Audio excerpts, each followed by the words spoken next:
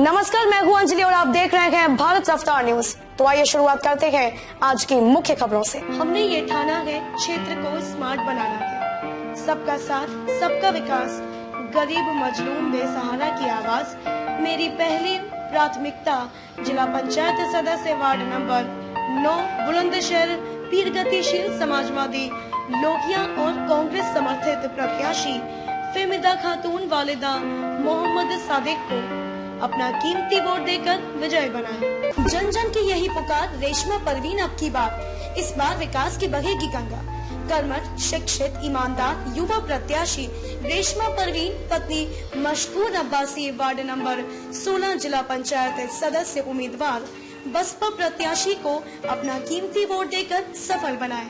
संभल से शाहवेज खान की प्रधान पद के प्रत्याशी से खास मुलाकात। संभल अच्छे प्रत्याशियों का चुनाव गांव के विकास के लिए बेहद जरूरी है। प्रत्याशी शिक्षित और ईमानदार हो तथा जनता का भला चाहने वाला हो, तभी वोट भी कामयाब होता है।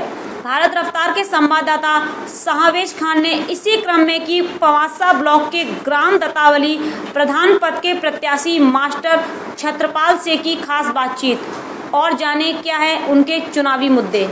इस वक्त हम मौजूद है पवासा ब्लॉक के ग्राम दत्तावली में और आज हमारा यहाँ खास मुलाकात के लिए आना हुआ है छत्रपाल जी के पास, जो कि यहाँ पर शिक्षा के क्षेत्र में अच्छा कार्य कर रहे हैं, स्कूल चला रहे हैं और यहाँ पर शिक्षा का एक अलग जगह रहे हैं। साथ ही वो चाहते हैं कि यहाँ का जो विकास कार्य है वो एक तरह से शिक्षा से जुड़ा हुआ है। यदि बच्चे शिक्षित होंगे तो आगे आने वाला भविष्य भी उनका अच्छा रहेगा, फ्यूचर अच्छा रहेगा, तो गांव का विकास कार्य भी हो पाएगा। इसी तर्ज पर वो आगे चुनाव लड़ने जा रहे हैं और प्रधान पद के प्रत्याशी हैं ग्राम दत्तावली से। ब्लॉक पवासा पड़ता है। इसी को लेकर मैं इनसे पहला सवाल करना चाहूंगा। उससे पहले आपका स्वागत है हमारे चैनल पर श्रीमान छत्रपाल जी। स्वागत। मैं आपसे पहला प्रश्न यह करना चाहूंगा कि आप चुनाव लड़ने जा रहे हैं, आप एक शिक्षक हैं, तो किन मुद्दों को लेकर यहाँ लोगों से बात करते हैं, अपना प्रचार करते हैं, क्या वो मुद्दे हैं उसके बारे में बताइएगा। मुद्दे जो है हमारे कई मुद्दे हैं, जैसे छोटे छोटे लोग हैं। असल में जो राशन कार्ड है, राशन कार्ड भी एक मुद्दा है, जिससे जो छोटे छोटे परिवार के लोग हैं जिन्हें राशन मिलता है और उससे उनके घर का जो है खाने पीने की व्यवस्था हो पाती है। तो गांव में जो है जो मजदूर किस्म के लोग हैं उनके राशन कटे हुए हैं, उनको राशन जुड़वाने की हम पीछे भी कोशिश करते रहे और आगे भी करेंगे। और मैंने आपको जैसा भी बताया था, जो सरकार की तरफ से नई पहल की गई है 2000 रुपए वाली, उसके लिए चालू कराने के लिए मैंने काफी प्रयास किए और गांव के नहीं पड़ोस के गांव के लोगों को भी 2-2 हजार रुपये दिलवाने के लिए मोदी सरकार की जो स्कीम चल रही थी उसमें भाग लिया और लोगों के घर जा जा करके उनके कागज इकट्ठे करके तहसील में जमा कराए, ताकि उन लोगों को 2-2 हजार रुपये का लाभ मिले, और वो मिल रहा है। अच्छा, इस तरह के कार्य आप करते रहते हैं लोगों जी, के काम आने के? जी बिल्कुल। ये कब से कर रहे हैं? मैं काफी समय से कर रहा हूँ। तो ये कार्य जो करते हैं आप केवल चुनाव के लिए करते हैं या लोगों की भलाई के लिए? चुनाव का मन तो अभी 2-3 महीने से आ गया जी। मेरा समाज सेवा का वो है मैटर और कुछ नहीं। उससे पहले मैं अच्छी बुरी बातें समझता रहता हूँ। मैंने देखा कि हमारे गांव के लोग आने वाले टाइम में जागरूकता और ज्यादा बढ़े, उसके लिए मैंने अपना एक प्राइवेट स्कूल खोला ताकि जो बच्चे हैं वो पढ़ सकें। उसमें हमने जो कमजोर वर्ग के लोग हैं, कमजोर वर्ग के बच्चे हैं, उनको फ्री शिक्षा का प्रावधान रखा हमने जी। और उसके बहुत अच्छे रिजल्ट आए। कराएंगे अभी थोड़ी देर में आपकी, लेकिन फिलहाल हम इनसे एक दूसरा मुद्दा जो हमारे पास है उसके विषय में जानना चाहेंगे। मैं यहाँ की बात करूंगा गांव की। आपके विकास कार्य किस तरह के जो पूर्व प्रधान है उन्होंने कराए थे? सड़क की व्यवस्था कैसी है, यहाँ की सफाई व्यवस्था कैसी है, साथ ही जो मनरेगा की जो स्कीम है उसके तहत किस तरह से काम किया जा रहा है, इस मुद्दे पर आपकी क्या राय है? इसमें जो है जो काम हुए, कुछ काम गलत भी हुए हैं, जिसका कई लोगों ने शिकायत भी करी, उसका पैसा नहीं मिला है। यहाँ पर मनरेगा के द्वारा गलत रास्ते डलवा दिए गए, बाद में वो रास्ते खत्म भी करा दिए गए।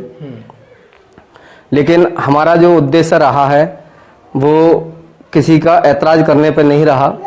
हमने किसी का कोई शिकायत, किसी तरह की मतलब ऑब्जेक्शन नहीं उठाया। क्यों नहीं उठाया कि जो प्रधान जीते थे और जो हारे थे वो आपस में अपनी फाइट करते, हमारा कोई उद्देश्य ही नहीं था। असल में वो प्रधान बने पहले तो इन्होंने कोई ऐतराज नहीं उठाया, अब ये बन गए तो उन्होंने कोई ऐतराज नहीं उठाया। पार्टी तो दोनों आपस में थे, ऐतराज ये दोनों उठाते आपस में।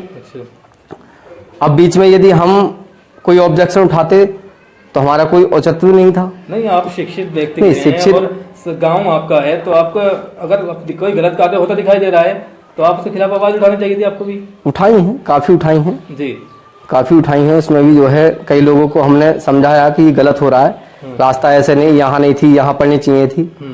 उसमें हमने ऐतराज भी उठाए हैं। और रही बात रास्तों की, तो हमारी जाटव बस्ती है जी, जहाँ से हमारे एससी के प्रधान बने, वहाँ नई बस्ती है जी। वो सन 2005 के चुनाव में खेत था। अच्छा। सन 2010 के बाद में वो वसीयत हुई है। तो ना तो सन 2010 के बाद में जो 10 में प्रधान बने उन्होंने एक ईंट लगाई वहां पर जाकर के, और ना ही इन्होंने। अच्छा। तो जो करने आया आपका, मैं जानना चाहता हूं जो पुरानी कमियां छूटी हुई हैं, जो काम छूटे हुए हैं, उसको आप किस प्रकार से कराएंगे? क्योंकि यदि आप जीत जाते हैं तब की बात चल रही है, यदि आपको जनता प्रधान बना देती है तब किस तरह से विकास कार्य कराएंगे और क्या मुद्दे जनता के बीच में लेके आते हैं? हमारा विकास का जो सिस्टम है जिस तरह से चल रहा है वो चलता रहेगा। हारने जीतने से कोई मतलब नहीं है। जैसे कि पीछे अभी 2 सरकारी नल खराब हो गए थे, जैसे ही पता चला कि नल खराब हो गए, हमारे पूर्व प्रधान जी भूरे सिंह, उन्होंने जैसे ही बताया हमें कि नल खराब हो गए, हमने तुरंत सेक्रेटरी से संपर्क किया और सेक्रेटरी ने हमें आश्वासन दिया, बोले 2 दिन में नल ठीक हो जाएंगे। और वो ठीक करा दिए गए, हो गए ठीक। अच्छा, इसके बाद अब ये बताइए, छोटी सा क्वेश्चन ये है कि आप किन मुद्दों को लेके जनता से बात करते हैं? जनता आपको वोट क्यों करेगी, इसके विषय में बताइए। क्यों आप पे विश्वास करेगी? असल में जैसे हम गांव में जाते हैं, जो हमने लोगों के बीच में काम किए, लोगों ने अचानक में ही अपने मन में बात रख ली कि मास्टर साहब को गांव का प्रधान बनना चाहिए। क्योंकि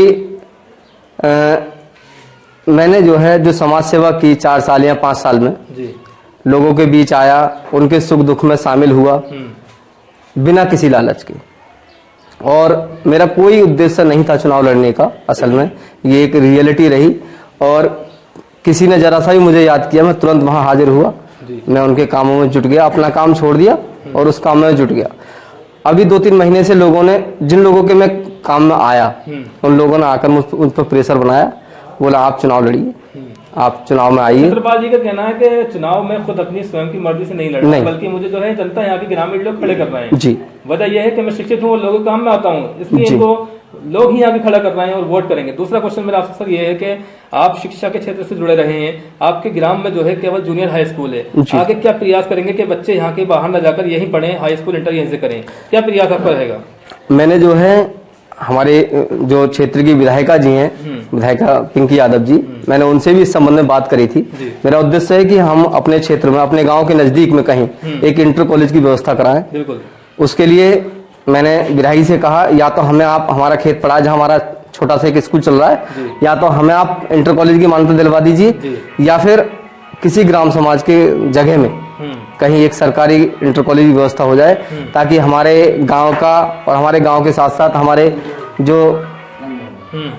गांव के साथ साथ जो पड़ोस के गांव हैं, वहां भी बच्चों की व्यवस्था, पढ़ाई की व्यवस्था है, वो अच्छी हो सके। बिल्कुल। एक अच्छा अति आवश्यक सूचना, यह व्यक्ति जिस किसी को जहां पर भी मिले इस नंबर पर संपर्क करें।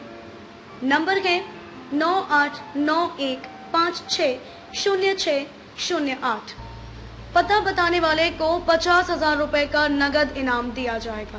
जन जन की यही पुकार, हसमुद्दीन खान अब की बार।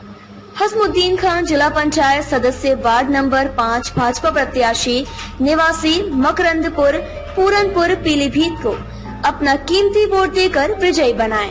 खबरों में अब तक के लिए बस इतना ही। मिलते हैं फिर किसी खास खबर के साथ। अगर आपको हमारी वीडियो पसंद आई हो तो लाइक, कमेंट व शेयर करें और भारत रफ्तार न्यूज की हर अपडेट के लिए चैनल को सब्सक्राइब कीजिए और हाँ, बेल आइकन को प्रेस करना ना भूलें।